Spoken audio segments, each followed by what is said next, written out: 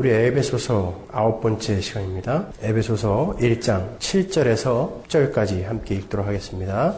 우리가 그리스도 안에서 그의 은혜의 풍성함을 따라 그의 피로 말미암아 구속 곧 죄사함을 받았으니 이는 그가 모든 지혜와 총명으로 우리에게 넘치게 하사 그 뜻의 비밀을 우리에게 알리셨으니 곧 그 기쁘심을 따라 그리스도 안에서 때가 찬 경륜을 위하여 예정하신 것이니 하늘에 있는 것이나 땅에 있는 것이 다 그리스도 안에서 통일되게 하려 하심이라. 아멘. 자, 지난 시간까지 우리는 하나님의 그 구원이 어떤 것인가에 대해서 부분에서 살펴봤고, 그리고 하나님의 그 사랑하시는 자 안에서의 구속은 어떤 것인가에 대해서 자세히 살펴봤습니다.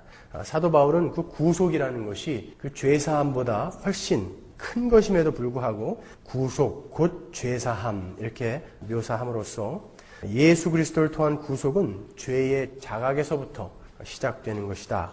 그리고 그 죄로 말미암아 하나님과 불화했던 죄인들이 그 죄사함을 받고 하나님과 화목되는 것을 구속이라 한다. 이렇게 했습니다. 그래서 우리가 구속을 통해서 구원을 얻는다, 또 신자가 된다라는 것은 무슨 행복이나 뭐 형통, 그리고 무슨 능력 이런 쪽으로 먼저 개념을 갖지 않고 하나님과 화목되는 것, 그리고 하나님의 편이 되는가가 초점이다라는 것을 강조하기 위해서 구속 곧 죄사함 이렇게 말을 쓴 것을 우리가 공부했습니다. 그런데 그 죄사함으로 시작되는 그 구속은 무슨 말로 수식이 되는가? 오늘 본문을 보면 그의 은혜의 풍성함이라는 말로 수식이 됩니다. 7절 보시면 우리가 그리스도 안에서 그의 은혜의 풍성함을 따라 그의 피로 말미암아 구속 곧 죄사함을 받았으니 그의 은혜의 그 풍성함, 그의 은혜의 그 풍성함, 그의 긍휼의 풍성함 이런 말이 사도 바울의 서신서에는 자주 나오거든요. 이 풍성함이라는 말을 얼마만큼 우리가 이해하느냐에 따라서 우리가 하나님의 하나님 되심을 얼마만큼 이해하고 있는가를 가늠해 볼 수 있을 만큼 이 풍성함이라는 단어는 참으로 바울 서신에선 중요한 그러한 단어입니다. 그래서 오늘은 그 은혜의 풍성함, 긍휼의 풍성함, 그 풍성함에 대해서 우리 한번 살펴보도록 하겠습니다. 그 풍성함을 너무나 모르기 때문에 오늘날에 우리 그리스도인들이 감사를 너무 모르고 또 겁도 너무 없어지고 한 것이거든요. 그래서 그 풍성함, 그 풍성하신 은혜와 긍휼 거기에 대해서 더욱 깊이 우리 오늘 살펴보도록 하겠습니다. 하나님께서 우리를 의롭다 하시고 또 우리를 거룩하게 하기 위해서 하나님께서 예수 그리스도를 이 땅에 보내셨습니다. 그리고 우리 죄를 위한 대속 제물로 삼으셨어요. 그렇죠? 그 이유가 뭘까요? 한마디로 쉽게 생각하면 사랑하기 때문에 그렇죠. 우리를 사랑하기 때문에. 그러나 이 사랑이라는 단어만으로는 설명하기가 부족합니다. 그래서 사도 바울은 그 사랑, 구원과 구속을 이야기할 때, 은혜를 이야기할 때, 그 긍휼하심을 이야기할 때 항상 그 풍성하신 은혜, 풍성하신 긍휼 이러한 단어들을 쓰고 있다고요. 왜냐하면 이 사랑이라는 것은 누군가가 상대방을 깊이 사랑하다가 만약에 그 상대방이 그 사랑에 대해서 거부를 한다든가 아니면 그 사랑에 대해서 반응을 하지 않는다든가 하면은 이 사랑은 곧 분노가 되어버릴 수도 있단 말이죠. 사랑이라는 것은 그런 것이거든요. 예를 들어서 원래 인간은 하나님의 사랑의 대상이었습니다. 그렇죠? 그런데도 불구하고 인간이 죄를 지으니까 하나님께서 어떻게 하십니까? 그들을 저주하신다고요. 인간을 저주하시는 것뿐만이 아니라 온 우주, 이 피조물을 다 저주를 해버리세요. 로마서 8장 18절 보시면 하나님이 어떻게 그들을 저주하셨는지, 그리고 그 저주를 받은 피조물들은 무엇을 기다리고 있는지 설명을 해놓고 있습니다. 생각건대 현재의 고난은 장차 우리에게 나타날 영광과 좋게 비교할 수 없도다. 피조물에 고대하는 바는 하나님의 아들들에 나타나는 것이니 피조물이 허무한 데 굴복하는 것은 자기 뜻이 아니요 오직 굴복해 하시는 이로 말미암음이라. 그 바라는 것은 피조물도 썩어짐의 종노릇한 데서 해방되어 하나님의 자녀들의 영광의 자유에 이르는 것이니라. 피조물이 다 이제까지 함께 탄식하며 함께 고통하는 것을 우리가 아나니 이뿐 아니라 또한 우리 곧 성령의 처음 익은 열매를 받은 우리까지도 속으로 탄식하여 양자될 것 곧 우리 몸의 구속을 기다리느니라. 인간이 저주를 받고 자연계 모두가 저주를 받았죠. 그때부터 모기가 사람의 피를 빨아먹기 시작했어요. 그때부터 거머리가 붙어가지고 사람의 피를 빨아먹기 시작했고 사람의 뱃속에 기생충이 들어가기 시작했다고요. 그러한 것들, 그러한 상대방에게 해를 끼치는 그런 것들이 이 피조물이 저주를 받음으로써 막 생겨나기 시작했다고요. 인간이 저주를 받아서 이렇게 악해진 것처럼. 그러니까 지금 자연 피조물들이 뭘 기다린다고요? 하나님의 아들들의 나타나는 것을 학수고대하고 있다고 그런다고요. 피조물들이. 그러니까 하나님의 아들들이 나타난다는 것은 지금 나중에 새하늘과 새 땅에서 이 하나님의 백성들, 하나님의 그 자녀들의 완성이 이루어져서 이제 완성된 그 새하늘과 새 땅, 그때가 이루어질 때를 지금 피조물들이 기다리고 있다는 거예요.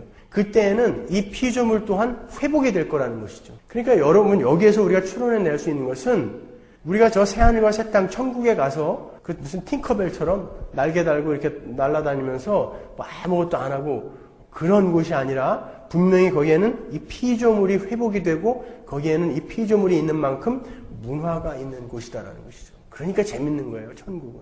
이 땅에 우리의 삶과 전혀 연속성이 없는 그런 곳은 아니란 말이에요. 왜냐하면 예수님이 부활하신 몸에 흉터가 남아있었단 말이죠. 그렇지만 또 못 알아봤단 말이에요. 그런 연속성과 단절이 있는 그런 곳이에요. 뭐 자세히 설명할 수는 없지만 그곳에서는 사자도 있고 어린 양도 있고 뭐 독사굴에 손을 넣어도 독사가 물지 않고 그런 이사야서의 표현이 있는 것처럼 거기에는 동물도 있을 거라고요. 참 재미난 곳일 거예요. 근데 거기에는 눈물도 없고 고통도 없고 지렁이 날는 일도 없어요. 거기는.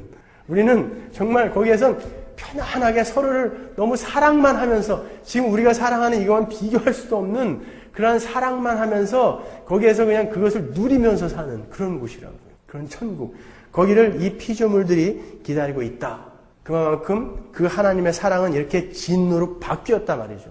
그렇기 때문에 이 사랑은 언제든지 진노로 바뀔 수 있는 것이기 때문에 사도 바울은 그 사랑을 이야기할 때 이 풍성한 은혜, 풍성한 긍휼이라는 단어를 같이 쓰고 있다고요.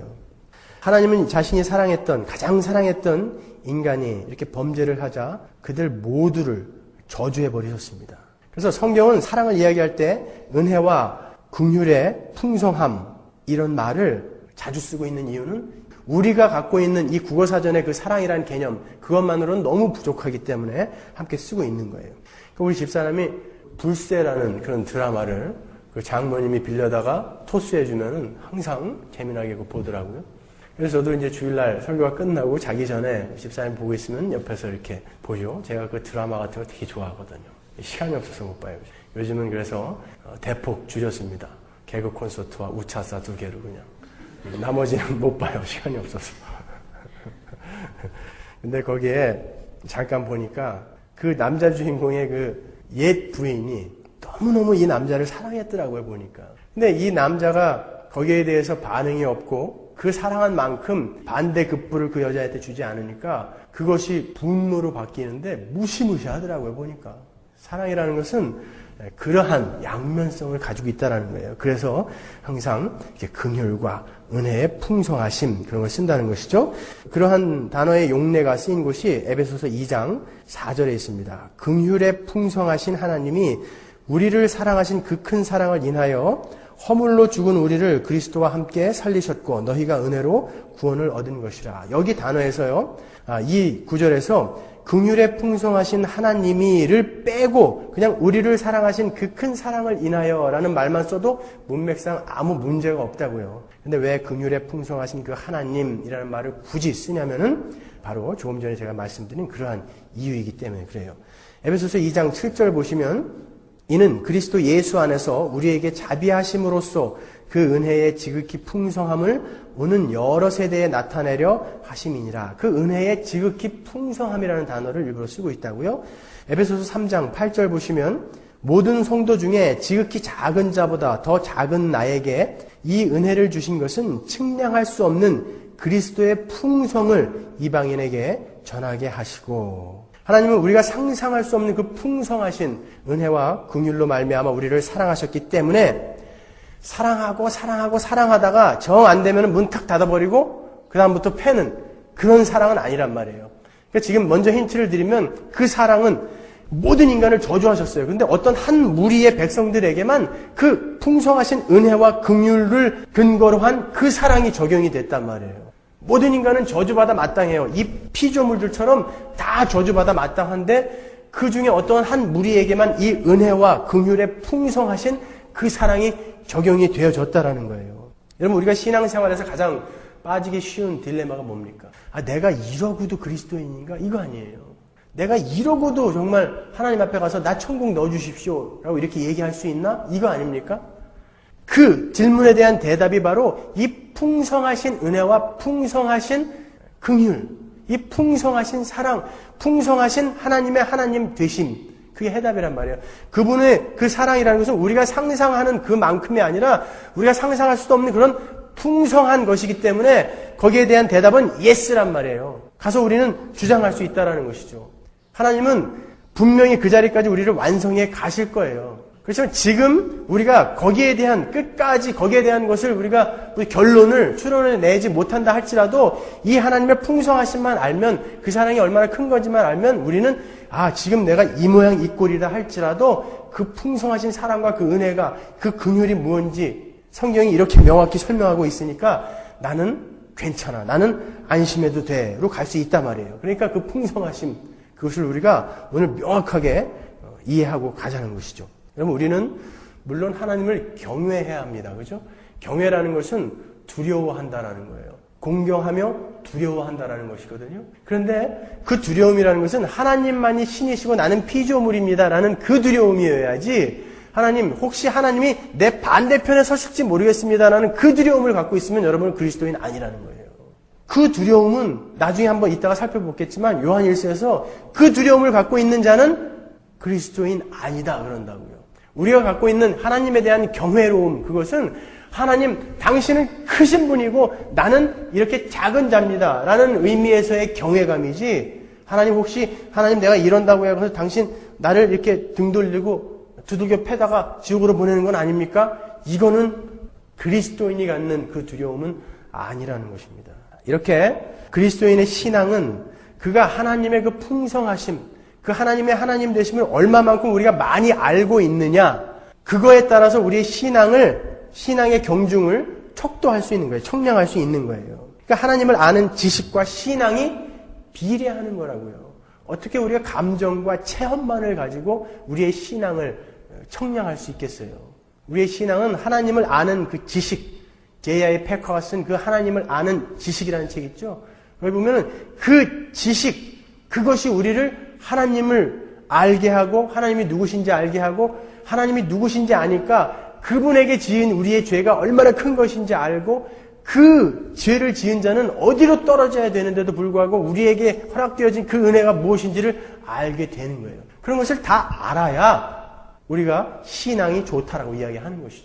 여러분, 그러니까 우리가 죄인이라는 것, 하나님은 얼마나 크시다는 것, 그 죄로 말미암아 우리는 어떠한 지경으로 갔어야 된다라는 거, 그런데도 불구하고 예수는 우리에게 어떠한 은혜를 베풀어 주셨다는 거, 그걸 알아야 된단 말이에요. 그래서 지난 시간에 제가 구속, 그 죄사함, 구속, 곧 죄사함을 뭐라고 설명드렸습니다. 구속, 구원이라는 것은 죄가 무엇인지를 먼저 인식하고 인지하는 것에서부터 시작한다고 그랬잖아요.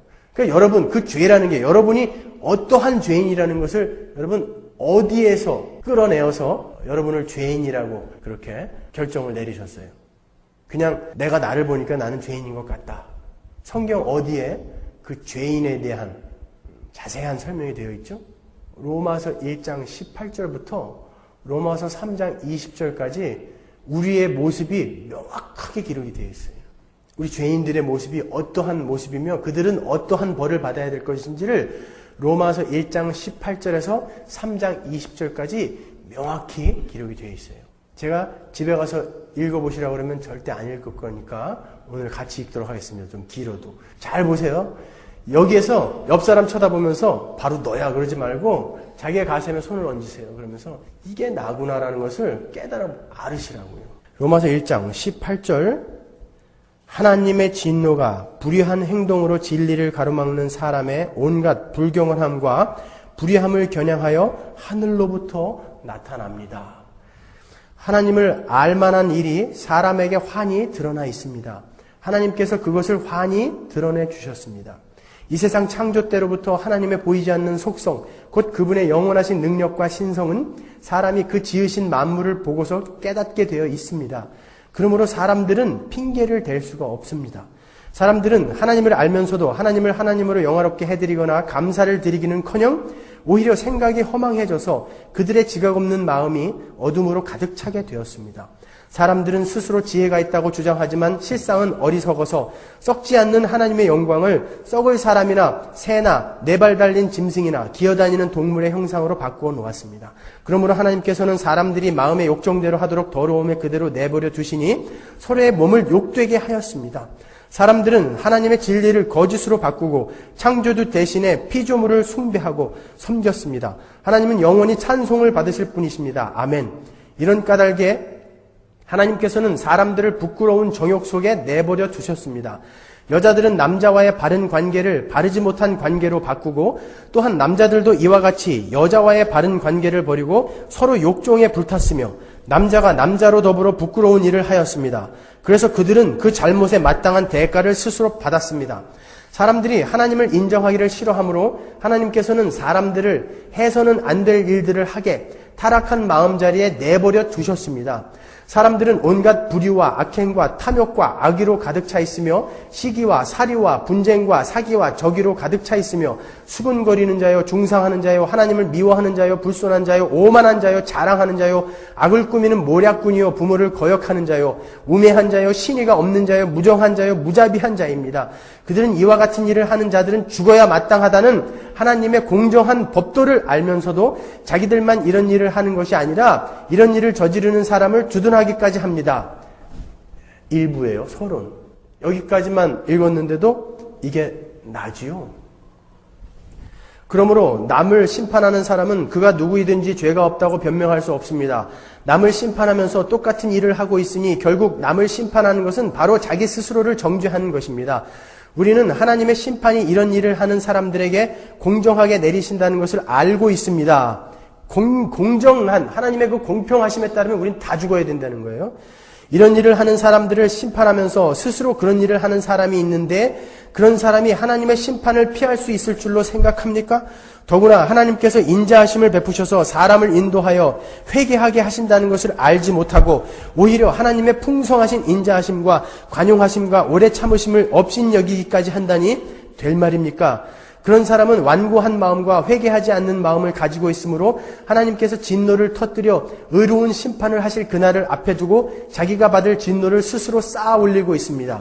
하나님께서는 각 사람에게 그가 한 대로 갚아주실 것입니다.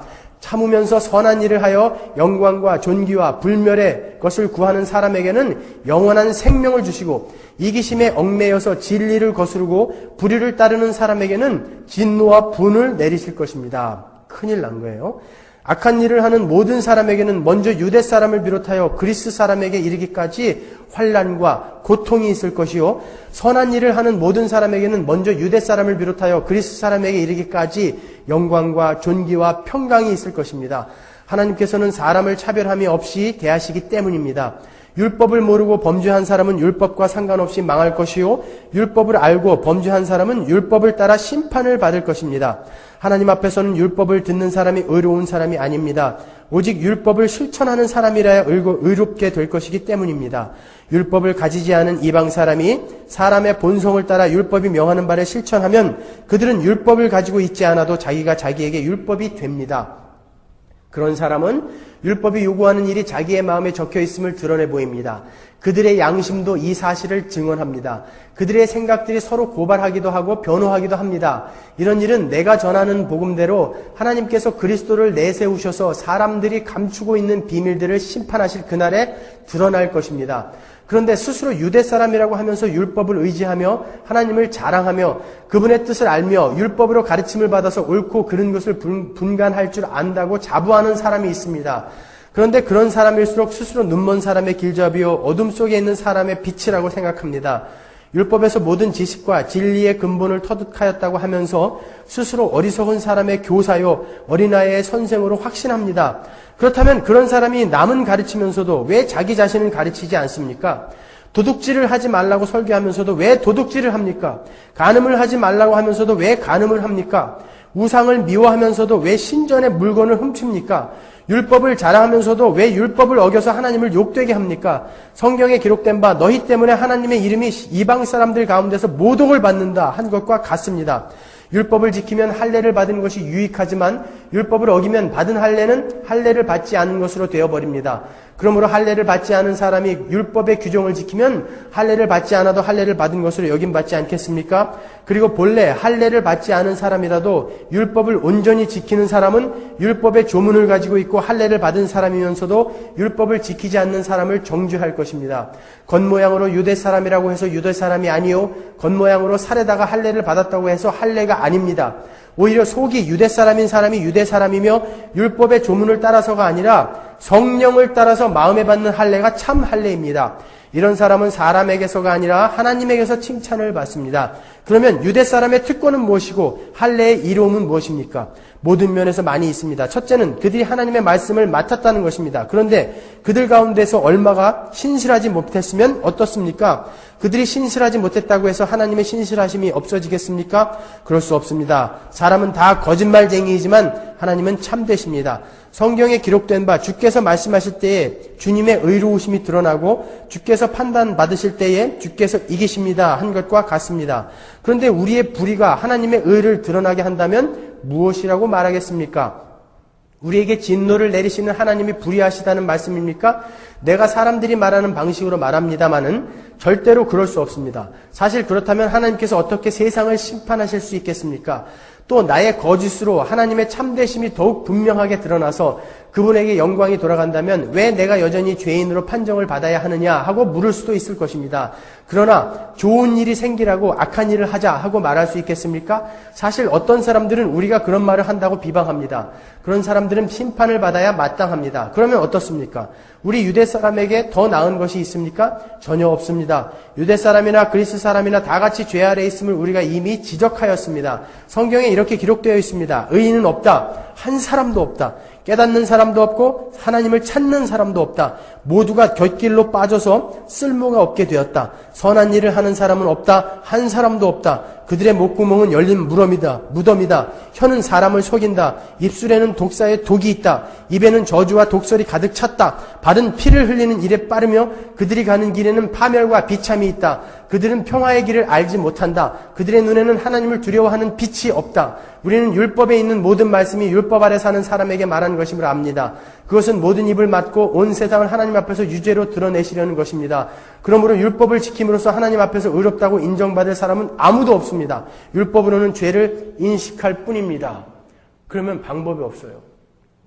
유대인이라고 자처하면서 할례를 받고 온갖 경건한 생활을 한다고 하는 그들조차도 다 가짜라는 거예요. 너희들은 이러한 존재예요. 목구멍은 열린 무덤이고 입술에는 독사의 독이 있고 입에는 저주와 독설이 가득 찬 우리잖아요. 우리의 모습이라고요, 그게. 지금 우리는 구원받았다고 하면서도 이 모습이 여전히 있잖아요.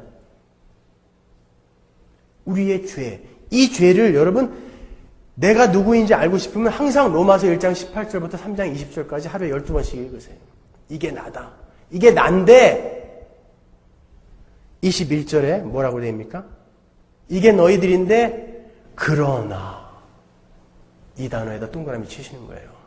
형광펜으로 밑줄 6번 그세요. 거기다가 그러나 너희들은 이런 존재인데 그러나 이제는 율법과는 상관없이 하나님의 의가 나타났다. 그것은 율법과 예언자들이 증언하는 것입니다. 그러나 너희들은 다 저주받아 마땅한데 하나님의 그 진노를 다 받아서 죽어야 마땅한데 그러나 어떠한 한 무리가 그 풍성하신 은혜와 풍성하신 긍휼로 말미암은 그 사랑으로 인해서 구원을 받게 된 거예요. 그 풍성하신 은혜와 긍휼을 근거로 한 그 사랑에 의해서. 그러니까 우리는 이 로마서 1장 18절에서 3장 20절까지를 읽으면 세상 사람들은 그래야 돼요. 아, 절망. 우리는 이런 존재구나. 큰일 났다. 절망해야 되지만 우리는요.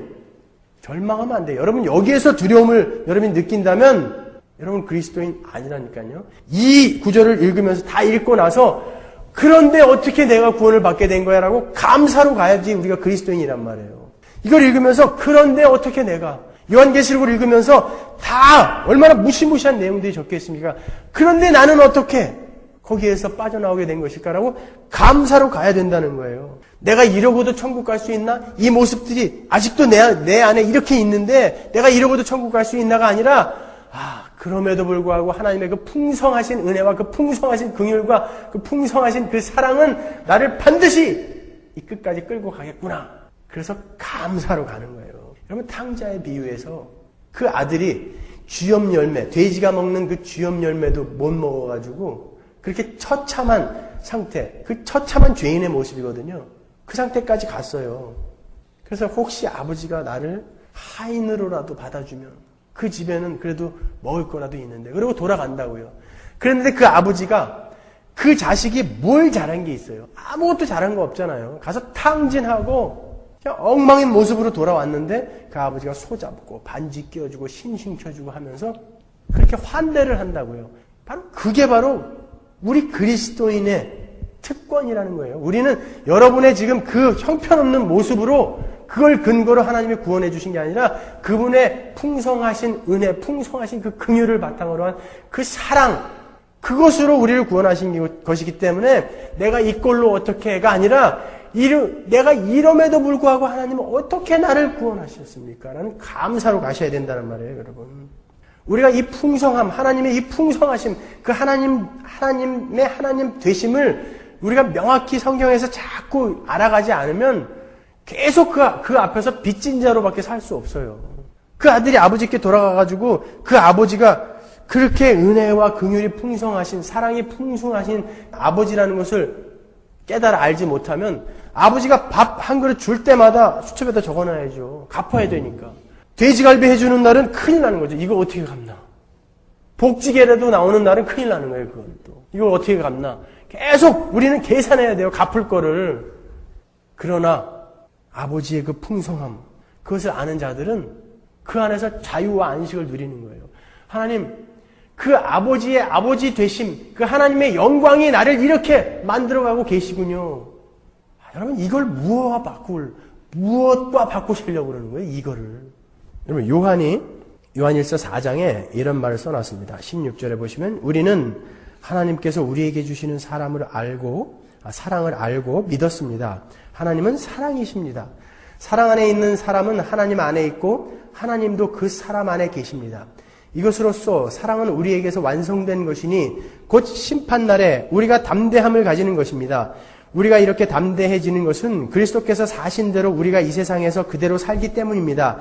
사랑에는 두려움이 없습니다. 완전한 사랑은 두려움을 내쫓습니다. 두려움은 형벌과 맞물려 있습니다. 두려워하는 사람은 아직 사랑을 완성하지 못한 것입니다.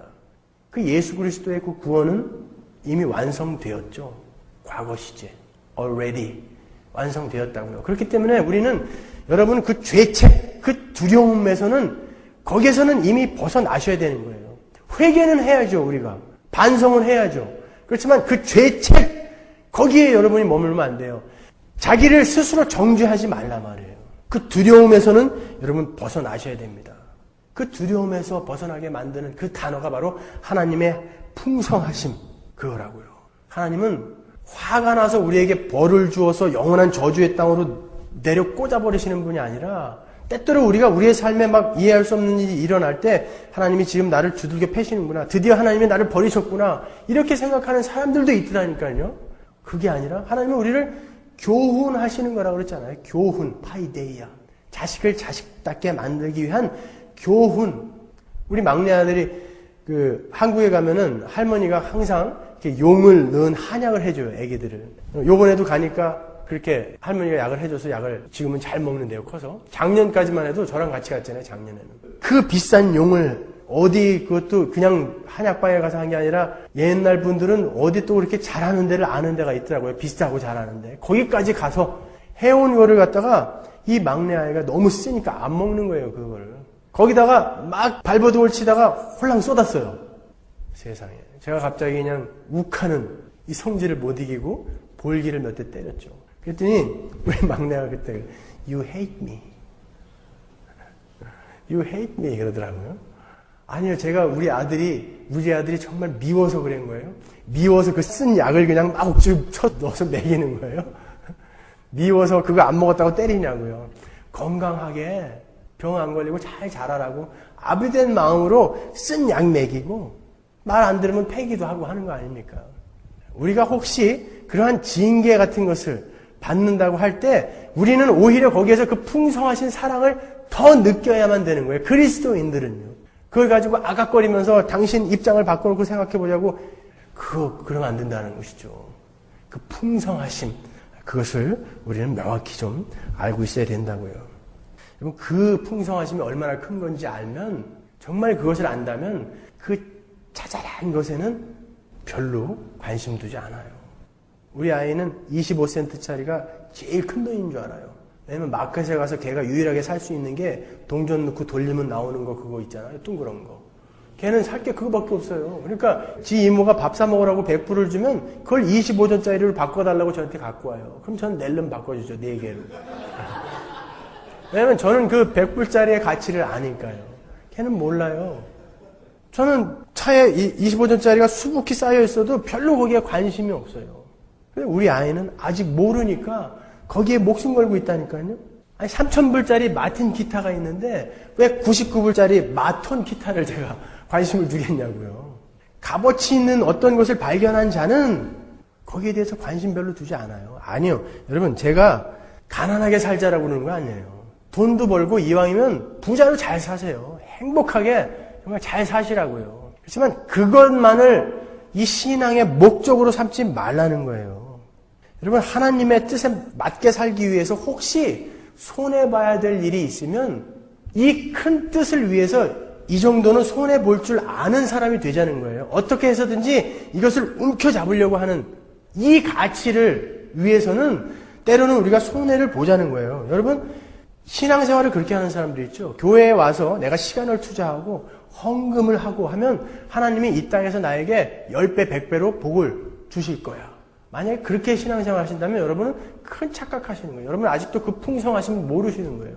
여러분, 제가 확실하게 말씀드리지만 여러분이 이 세상적인 관점으로 우리가 볼 때 헌금을 내는 만큼 여러분한테는 손해예요. 아십니까? 그만큼 다시 돌려주지 않아요. 그거 원하시고 헌금하신다면 여러분 헌금 안 하셔도 괜찮습니다. 헌금은 하는 만큼 손해예요. 여러분들에게. 하지만 왜 헌금을 하느냐 하면은 하나님, 나는 이 땅의 것으로 눈을 두고 살고 있지 않습니다라는 그 고백을 한 것으로 헌금을 드린 것이 내가 이것을 드림으로 해서 하나님이 나에게 더 많은 것으로 부어주실 것이다 라고 하는 것은 아직 그 풍성하심을 모르는 사람들이 하는 일이라고요. 여러분, 육으로 심으면 육으로 거두고 영으로 심으면 영으로 거둔다는 말이 있죠. 부자 되고 싶으면 교회에 나와서 헌금하시지 마시고 나가서 열심히 일하세요. 분명히 육으로 심으면 육으로 거둔다고 그랬어요. 거둘 수 있어요. 열심히 일하면요. 더 부자 되고 싶고 좋은 대학교 들어가고 싶으면 공부를 열심히 해야지 왜 새벽기도 나와가지고 좋은 대학 보내달라고 그러냐고 말이죠. 그건 아니란 말이에요. 여러분들이 육의 것을 원하면 육의 것을 심으시라고요. 공부 열심히 하시라고요. 뭐 남 10시간 일할 때 15시간 일하시라고요. 부자 되고 싶으면. 그 육의 것으로 심으면 육의 것 거둔다고요. 근데 여기까지 와서 그 육의 것을, 영의 것을 얻어가야 할 곳에 와서 육의 것을 구하지는 마시란 말이에요. 하나님이 말씀하시는 건 그거라고요. 로마서 8장 31절 보시면 그런즉 이 일에 대하여 우리가 무슨 말 하리요? 만일 하나님이 우리를 위하시면 누가 우리를 대적하리요? 자기 아들을 아끼지 아니하시고 우리 모든 사람을 위하여 내어주신 이가 어찌 그 아들과 함께 모든 것을 우리에게 은사로 주지 아니하시겠느냐? 여기서 은사라는 것은 선물이죠. 그 아들까지 죽이면서 우리를 구원하시니까 어찌 모든 것을 주시지 않겠느냐 그런다고요. 근데 모든 것을 주신다고 했으면서 우리에게 안 주시는 건 뭐예요? 별로 너희들에게 필요 없으니까 안 주는 거란 말이에요. 별로 내 아들이 지금 이것을 가지고 내 아들의 아들됨을 만들어가는데 별로 필요 없는 것들은 하나님이 안 주신다고요. 모든 것을 주실 수 있는 분인데 안 주시는 것은 필요 없으니까 안 주시는 거예요. 약 올리다가 나중에 그냥 그러려고 하시는 거 아니잖아요. 하나님 자신을 우리에게 주신다고 그러지 않습니까? 아브라함에게도 네 기업이 바로 나다라고 그러잖아요. 나다. 하나님의 기업이라는 것은 하나님의 그 영광과 그 하나님의 모든 소유가 다 우리 것이라는 것이거든요. 그러니까 그거는 하늘나라에서 우리가 이제 이미 확보해 놓은 거잖아요. 그러면 그것이 뭔지를 안다면 우리는 구태여 여기 것에 대해서 그렇게 연연하며 목숨 걸고 살지 않는다라는 것이에요. 그런데 그 풍성한 은혜를 모르고 지금도 병이나 고쳐달라고 그러고 집값이나 오르게 해달라고 그러고 아들 좋은 대학이나 붙여달라고 그러고 하나님을 겨우 그 정도 수준으로만 취급하고 있는 게 바로 오늘날 교회 아닙니까? 풍성하심을 모르고. 개화기 때 어떤 농부가 짐을 지고 가다가 차를 얻어탔대요. 그런데 이 운전하는 분이 뒤로 돌아다 보니까 차를 타고도 계속 이걸 짊어지고 있더라는 거예요. 그래서 왜 그거 안 내려놓느냐고 그랬더니 차 얻어탄 것도 미안한데 이것까지 내려놓으면 너무 폐가 될 것 같아서 계속 지고 가는 거예요. 여러분 혹시 우리 하나님을 그렇게 믿고 계시지 않아요? 아니요. 하나님은 다 내려놓으시라고 그랬어요. 다 내려놓으라고. 그 차 타고 우리는 가는 거예요. 지금. 거기서 거꾸로 달려도 그 비행기는 천국으로 가게 돼 있어요. 그거 아십니까? 안 가요. 그리고 비행기에서 아무리 거꾸로 달려도 한국 가는 비행기는 한국 간다니까요. 그게 바로 하나님의 풍성하심이에요. 아십니까? 그 대신에 거꾸로 달리는 동안에 두들겨 맞아요. 그러니까 그거 맞지 말자고 우리가 성경을 계속 상고하고 묵상하는 거예요. 지금 하나님이 열심히 데리고 가고 있는데 계속 거꾸로 뛰어보세요. 여기에 데리고 가려면은 패소라도 정신을 차리게 만들어 놓으셔야 되잖아요. 그 풍성하심. 이런 어마어마한 죄를 지었고 그 저주 속에 들어가야 할 우리에게 그러나 라고 대반전을 이루어서 우리에게 부어주신 그 풍성하신 긍휼과 풍성하신 은혜를 근거로 한 그 사랑. 더 이상 이제 진노로 바뀌지 않는 그 사랑. 진노가 아니라 사랑의 매를 대시면서 끝까지 데리고 가시는 그 사랑. 그 풍성하심.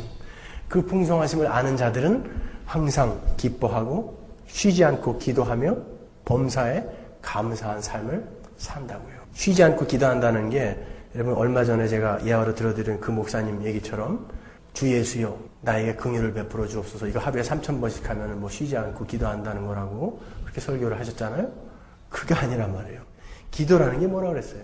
하나님과 나와 이제 막혀있던 죄가 해결이 되고 대면하여 서서 그분과의 어떤 이 화목된 릴레이션십을 확인하는 게 기도란 말이에요. 그죠? 1년에 한 번 대제사장이 들어갈 수 있었던 그 지성소. 이제는 그 휘장이 예수 그리스도로 말미암아 찢어지고 우리는 매일 그 하나님과 대면할 수 있게 되었다고요. 아니 대면하는 정도가 아니라 내 안이 내가 지성소가 되어서 내 안에 하나님이 들어와 계세요. 아예. 그러면 매일 그냥 나와 연합이 되셔서 나와 함께 나와 하나가 되신 그분. 그러면 우리는 매시 매초를 그분과 함께 커뮤니케이션 하고 있는 거예요. 그분은 계속 우리를 조명하고 깨닫게 하시면서 끌고 가시고 우리는 거기서 반응하는 거 아닙니까? 그게 기도란 말이에요. 우리는 쉬지 않고, 쉴 수가 없죠. 붙어 계신데 어떻게 쉬어요, 그분과. 그게 쉬지 말고 기도하는 거지, 주 예수여 내가 긍휼을 베푸셔서 3만 번 해도 안 돼요, 그거는. 쉬죠, 그거는 잠잘 때도 해요, 그걸. 참, 무지한 거예요, 무지한 거. 그런 사람이 그 풍성함을 아니까 기쁠 수밖에 없죠. 아니, 내가 이 꼴인데도 하나님의 그 풍성하심으로 인해서 나를 끌고 가신다니 어찌 안 기뻐요? 그게 항상 기뻐하는 거예요. 나에게 주어지는 모든 일은 그 풍성하심, 그 하나님의 하나님 되심은 반드시 나를 여기로 끌고 가시기 때문에 나에게 주어지는 모든 일은 다 나를 이 선한 곳으로 이끌어가기 위한 그러한 일이다. 그렇기 때문에 나에게 주어지는 범사가 다 감사할 수밖에 없는 거 아닙니까? 그게 항상 기뻐하라, 쉬지 말고 기도하라, 범사에 감사하라라고요. 그 풍성함을 아는 자들은 그러한 삶을 살게 되어 있다. 그런 거예요. 그러니까 데살로니가전서 5장 16절에 보면 항상 기뻐하라, 쉬지 말고 기도하라, 범사에 감사하라. 이는 그리스도 예수 안에서 너희를 향하신 하나님의 뜻이니라 그러죠. 너희를 향하신 하나님의 뜻이라 그래요. 그게 하나님의 뜻이면 완성된다 안 된다? 하나님은 전지전능하신 분이라면서요. 완성되죠. 그리스도 안에서 그것을 완성시켜 놨다고요. 뭘 근거로 제가 그렇게 말씀드리냐면 그 윗구절에 보면 데살로니가전서 5장 9절에서 11절 보시면 그 구원에 대해서 예수 그리스도를 말미암아 우리에게 주어진 구원에 대해서 설명해 놓으시고 그러므로 너희는 항상 기뻐하라, 쉬지 말고 기도하라, 범사에 감사하라 그러신다고요. 9절 보시면 하나님께서는 우리를 진노하심에 이르도록 정하여 놓으신 것이 아니라 우리 주 예수 그리스도로 말미암아 구원을 얻도록 정하여 놓으셨습니다. 그리스도께서 우리를 위하여 죽으신 것은 우리가 깨어있든지 자고 있든지 그리스도와 함께 살게 하시려고 하는 것입니다. 그러므로 여러분은 항상 기뻐하고 쉬지 말고 기도하며 범사에 감사하십시오. 뭐예요? 누가 해놓은 거예요? 하나님이 다 이렇게 해놓으셨으니까, 그게 하나님의 뜻이니까, 그건 반드시 완성될 것이니까 여러분은 항상 기뻐하고 범사에 감사하며 쉬지 말고 기도해야 됩니다. 여러분은 그런 사람입니다. 그런 사람인 것을 지금 하나하나 여러분의 실존은 지금 그렇게 안 하고 있을지 몰라도 여러분은 그런 사람입니다. 100점입니다. 그러니까 그것을 하나하나 파헤쳐서 나의 신분이 바로 이거구나라는 것을 알아가십시오. 그걸 다 아는 날 여러분은 천국에 갈 거예요. 하나님이 다 해놓으신 거예요. 그 풍성하신 사랑으로, 풍성하신 은혜와 긍휼을 근거로 한 그 사랑으로 말이에요. 반드시 하나님은 그 자리까지 우리를 끌고 가십니다. 빌립보서 1장 6절에 보면 너희 속에 착한 일을 시작하신 이가 그리스도 예수의 날까지 이루실 줄을 우리가 확신하노라. Being confident of this. 확신한다 말이에요. 착한 일을 시작하신 이가 그리스도 예수의 날까지 이루실 줄을 우리가 확신하노라. 반드시 이루어진다 말이에요. 그러한 자들이 갖고 있는 신앙을 뭐라 그래요? 좋은 신앙이라고 그래요? 종말론적 신앙이다. 이렇게 이야기하죠. 종말론적 신앙이다. 예전에 그 신앙님이 잠깐 언급하고 가셨는데 그 에녹의 삶에서 우리가 그러한 풍성한 사랑을 안 자들은 어떻게 살아야 하는지가 힌트가 되어져 있다고요. 그걸 제가 마지막으로 설명드리고 마치도록 하겠습니다.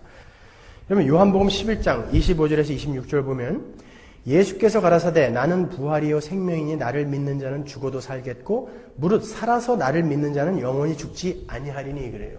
여러분 진짜 안 죽어요? 죽잖아요. 육신의 몸은. 그렇죠. 그런데 여기서 말하는 이 나를 믿는 자는 영원히 죽지 아니하리라 라는 말이 무슨 말이에요? 그 말을 바로 에녹의 삶에서 우리가 힌트를 얻을 수 있다고요. 성경에는 3명의 죽지 않고 하늘로 올라간 분들이 있습니다. 에녹과 엘리야와 예수님이죠. 예수님은 죽었다가 살아나셔서 올라가셨지만요. 그 중에 이 에녹의 삶이 우리에게 상당히 많은 메시지를 주고 있다고요. 창세기 5장 21절 보시면 에녹은 65세에 무두셀라를 낳았고 무두셀라를 낳은 후 300년을 하나님과 동행하며 자녀를 낳았다 그래요. 하나님과 동행했다 그래요. 그가 365세를 향수하였더라. 에녹이 하나님과 동행하더니 하나님이 그를 데려가심으로 세상에 있지 아니하였더라. 에녹이 하나님과 동행을 했기 때문에 그 에녹만 하나님이 그냥 하늘로 데리고 올라가셨단 말이에요. 그러면 구약시대에 하나님과 동행하며 살았다라는 게 도대체 무슨 의미인가 말이에요. 하나님과 동행한다는 삶이. 히브리서 11장 1절에서 6절을 보시면 에녹에 대한 이야기가 이렇게 나옵니다. 믿음은 바라는 것들의 실상이요 보지 못하는 것들의 증거니 그래요. 그러니까 믿음은 보지 못하고 내가 바라는 것들 그런 것들을 실체처럼 지금 내가 믿고 있는 그걸 믿음이라고 그런단 말이에요. 선진들이 이로써 증거를 얻었느니라. 믿음으로 모든 세계가 하나님의 말씀으로 지어진 줄을 우리가 아나니 보이는 것은 나타나는 것으로 말미암아 된 것이 아니니라. 믿음으로 아벨은 가인보다 더 나은 제사를 하나님께 드림으로 의로운 자라 하시는 증거를 얻었으니 하나님이 그 예물에 대하여 증거하심이라. 저가 죽었으나 그 믿음으로써 오히려 말하느니라. 믿음으로 에녹은 죽음을 보지 않고 옮기었으니 하나님이 저를 옮기심으로 다시 보이지 아니하리라. 저는 옮기우기 전에 하나님을 기쁘시게 하는 자라 하는 증거를 받았느니라. 그래요? 그리고 믿음이 없이는 기쁘시게 못하나니 하나님께 나아가는 자는 반드시 그가 계신 것과 또한 그가 자기를 찾는 자들에게 상 주시는 이심을 믿어야 할지니라. 믿음이 없이는 하나님을 기쁘게 못한다. 그런데 에녹은 하나님을 기쁘게 했으므로 그가 죽음을 보지 않고 하늘로 올라갔다. 그 하나님을 기쁘게 한 것이 바로 하나님과 동행한 삶이다. 성경은 그렇게 지금 논리를 이어가고 있다고요. 그 믿음이라는 것은 보지 못하는 것들을 실체로 여기면서 그 나라와 그분을 소망하며 사는 자란 말이에요. 우리는 아직 못 봤잖아요. 에녹도 못 봤잖아요. 하지만 그것을 실체로 여기면서 어떻게 실체로 여길 수 있어요? 그것도 하나님이 해주신 거 아니에요. 우리가 어떻게 그것을 믿어요? 말도 안 되는 어떻게 참 세상 사람들의 입장에서 이렇게 보면 그들에게 이걸 믿으라고 하는 것 자체가 참 무리라고요. 근데 우리한테 믿겨져요. 그게 실제로 믿겨진단 말이에요. 보시면 유다서에 보면 에녹이 이 하나님을 기쁘게 하는, 그리고 하나님과 동행하는 삶이 어떠한 삶이었는지를 보여준다고요. 유다서 1장 14절 보시면 아담의 7세손 에녹이 사람들에게 대하여도 예언하여 이르되 보라 주께서 그 수만의 거룩한 자와 함께 임하셨나니. 지금 에녹은 창세기 5장에 나오는 사람이에요. 그런데 그 주 예수가 수많은 거룩한 자와 함께 임하신 걸 전했다니까요. 그러니까 에녹은 예수 그리스도의 그 심판을 이미 그때 알았어요. 알았고 그것을 전하고 다녔다고요. 여러분 십자가를 자꾸 2000년 전의 역사의 선상에다가 자꾸 놓고 여러분이 생각을 하니까 그 전에 태어난 사람은 어떻게 구원받습니까? 십자가 이후에는 십자가의 능력으로 구원받는다고 하지만 이렇게들 이해를 하고 계신데, 이 십자가는 하나님의 전지전능하심과 무소부재하심, 그것을 알면 여러분이 하나님이 창세 전에 십자가를 계획하셨을 때 십자가는 거기에 쓴 거잖아요. 전지전능하시고 뭐든지 다 할 수 있고 아시는 분이, 그리고 시간과 공간의 구애를 받지 않으신 분이 십자가를 계획하셨다는 것은 이미 거기에 쓴 것이고, 이 십자가는 이 창세 이후로 예수님께서 다시 오실 그날까지 모든 하나님의 백성들에게 적용이 되는 거란 말이에요. 그래서 그 십자가 이전에 태어난 사람도 믿음으로 그 십자가를 보고 가는 것이고, 우리도 이 십자가를 못 봤지만 믿음으로 보고 구원을 받는 거란 말이에요. 에녹도 역시 그러한 믿음이 주어진 자란 말이에요. 믿음으로 에녹은 그런단 말이에요. 믿음이 하나님으로부터 에녹에게 주어졌어요. 그 믿음이 주어지니까 에녹이 심판을 이야기한다고요. 주께서 그 수만의 거룩한 자와 함께 임하셨나니 이는 무사람을 심판하사 모든 경건치 않은 자의 경건치 않게 행한 모든 경건치 않은 일과 또 경건치 않은 죄인의 주께 거스려 한 모든 강팍한 말을 인하여 저희를 정죄하려 하심이라 하였느니라. 이 사람들은 원망하는 자며 불만을 토하는 자며 그 정욕대로 행하는 자라. 그 입으로 자랑하는 말을 내며 이를 위하여 아첨하느니라. 그래요. 에녹이 심판을 선포하고 다녔다고요. 에녹의 아들의 이름이 뭐죠? 무두셀라. 몇 살까지 살았어요? 969살. 그건 몰라도 돼요. 969살까지 살았어요. 근데 무두셀라의 이름의 뜻은 창 던지는 자예요, 원래. 근데 그 창 던지는 자라는 이름 말고 이가 죽으면 심판이 임한다라는 또 하나의 의미가 있다고요. 여러분, 이 당시에 구약시대의 사람들의 이름은 상당히 의미가 있었어요. 그죠? 그래서 하나님이 오셔서, 주의 천사가 오셔서 요한의 이름도 지어주고 가고, 세례 요한의 이름도. 그가 나오면 이름을 요한이라 하라. 그가 나오면 이름을 예수라 하라. 이렇게 이름을 지어주고 가신단 말이에요. 이 무두셀라라는 이름, 그가 죽으면 심판이 임한다. 분명히 하나님이 그에게 계시하신 거예요. 나중에 보시면 알아요. 그러니까 무두셀라가 지금 태어났어요. 무두셀라가 태어나기 전에는 에녹에게 하나님이 그 계시를 주셨다 할지라도 에녹은 그때까지는 편해요. 왜냐하면 아직 그가 죽으면 심판이 임할 자가 아직 태어나지 않았으니까요. 그런데 무두셀라가 나자마자부터 에녹은 어떻게 살았을까요? 얘가 낳다가 죽을지, 장티푸스 걸려서 10개월 만에 죽을지, 그 당시에는 사람들이 일찍 무슨 병 같은 거 걸려서 많이 죽었을 거 아니에요. 오래 수명은 오래 길었어도 뭐 의술이 발달이 돼 있겠어요. 그러니까 그날부터는 이 에녹이 가다가 넘어지기만 해도 아이고 이러는 거예요. 이가 죽으면 심판이 임하니까. 그러면 그는 매일매일이 마지막 날이라고 생각하면서 살았다고요. 에녹은. 그 매일매일이 마지막 날이라고 생각하면서 산 사람이 뭘 하고 살았겠어요? 오늘이 마지막인 것을 마지막일 거라고 이렇게 생각하면서 사는 사람이 뭐 그 땅에다가 무슨 100평짜리 빌라를 지었겠어요? 무슨 재물을 갖다가 창고에다가 끌어모아 놓고 살았겠어요? 어떻게 살았겠습니까, 그가? 오늘이 마지막이라고 그렇게 여기면서 산 사람이. 에녹은 그 심판의 날만, 그것만 이야기하다가 죽었어요. 하나님이 분명히 이 아이가 죽는 날 심판이 임한다고 했는데 그 심판은 분명히 온다. 반드시 온다. 너희들 큰일 났다. 회개해라. 그 이야기 하다가 갔다고요. 그런데 여러분, 이 무두셀라가 라멕을 187살에 낳아요. 그리고 라멕이 노아를 182살에 낳는다고요. 더하면 얼마죠? 369.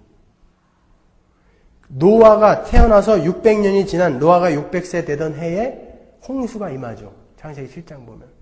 그러면 369 더하기 600 하면 969잖아요. 무두셀라가 정확히 죽은 날 비가 내리기 시작했단 말이에요. 그러면 하나님이 왜 그렇게 정확하게 그날부터 비를 내리게 하셨냐면은 지금 우리에게 하나님은 동일한 계시를 주셨다고요. 에녹에게 하신 똑같은 계시의 말씀이 동등한 권위를 가진, 아니 동등한 권위라고 말할 필요도 없어요. 그냥 하나님의 말씀이 여기에 주어졌다고요. 뭐라고요? 예수님은 곧 반드시 즉시 오신다라는 말씀이 우리에게 주어졌단 말이에요. 969살에 노아의 600세 되던 그 날에, 무두셀라가 죽던 그 날에 그렇게 명확하게 심판이 임한 것처럼 예수 그리스도께서는 여기에서 약속하신 그 모습 그대로 우리에게 곧 속히 반드시 오실 거라는 말씀입니다. 그 풍성함을 아는 자들은 그거 바라고 사는 거예요. 그거 바라고 사는 자들은 종말론적인 신앙을 갖고 있는 사람들이라고요. 그거 바라고 사는 자들은 그 자잘한 것들에 별로 신경 안 쓰고 싶은 거예요. 이거를 모르니까, 이 풍성하심을 모르니까, 그분이 얼마나 그 풍성하신 은혜와 긍휼로 우리를 사랑하시는지 모르니까 별로 안 가고 싶은 거예요, 거기에. 그 양반하고 오래 산다는 게 별로 안 기쁜 거예요. 아무리 남에게 소문으로 들었는데, 제가 어느 집에 가서 이렇게 얹혀 살게 되었어요. 사람들에게 소문은 들었어요. 그 사람 참 좋대. 그래도 내가 그분에 대해서 자세히 모르면 괜히 서먹서먹하고 가기 싫고 그렇잖아요. 하나님을 알지 못하면 여러분 천국 가고 싶다라는 거 그거 다 거짓말이에요. 하나님을 제대로 알지 못하는데 무슨 천국에 가고 싶겠어요? 거짓말이지 그거. 그래서 제가 만나본 사람 중엔 별로 천국 가고 싶어하는 사람 못 봤다니까요. 그러니까 죽을 때 그냥 길을 쓰는 거예요. 죽기 싫어가지고요. 천국 가서 하나님 만난다는데 왜 이렇게 길을 쓰냐 말이에요. 모르니까 그런 거 아니에요. 모르니까. 그 풍성하심을 아셔야죠. 우리 교회는 그거 알자고 하는 거예요. 절대 제가 여러분 가난하게 살라고 그러는 거 아니에요. 기회가 있는데도 일부러 그거는 나는 그냥 이거나 할게. 이렇게 설거지나 하고 그렇게 살라는 말 아니에요. 여러분 열심히 하세요. 하나님이 주신 그 직업, 학업, 자신의 자리에서 최선을 다하세요. 게으르지 마시고. 그렇지만 그거는 하나님이 나에게 주신 그러한 귀한 것이기 때문에 내가 최선을 다해서 열심히 한다라는 의미에서 열심히 하시는 것이지, 이거를 목적 삼아 하나님을 그냥 불러내렸다 올렸다 이러면서 그건 신앙생활 아니란 말이에요. 여러분 종말론적 신앙, 항상 기뻐하며 쉬지 말고 기도하며 범사에 감사하시면서 사십시오. 범사예요. 범사. 아셨죠? 기쁜 일만 감사하지 마시고 범사에. 하나님이 이렇게 말씀해 놓고 가셨는데 범사에 감사하시란 말이에요. 그건 분명히 우리에게 감사가 되는 일입니다. 제가 확언하건대 여러분들이 지금 겪고 있는 고통, 시련, 절망, 실패, 여러분이 언젠가 아이고 하나님 감사합니다. 그때 그 일이 없었으면 내가 어떻게 될 뻔했습니까? 감사합니다 하나님. 그때 하나님 제가 그냥 그거 $500,000 들여갖고 술집 차려놨는데 제가 다 먹어가지고 망하지 않았으면 제가 어떻게 할 뻔했습니까? 그때는 막 속이 탔죠. 그렇지만 감사합니다, 하나님. 그때 정말 이 나쁜 술 먹어서 없애자라는 그 신념 하나로 우리 가게에 있는 걸 제가 다 먹는 바람에 쫄딱 망했는데 그때 그 일이 감사되니까 지금 하나님 그렇게 망하게 해주셔서 감사합니다.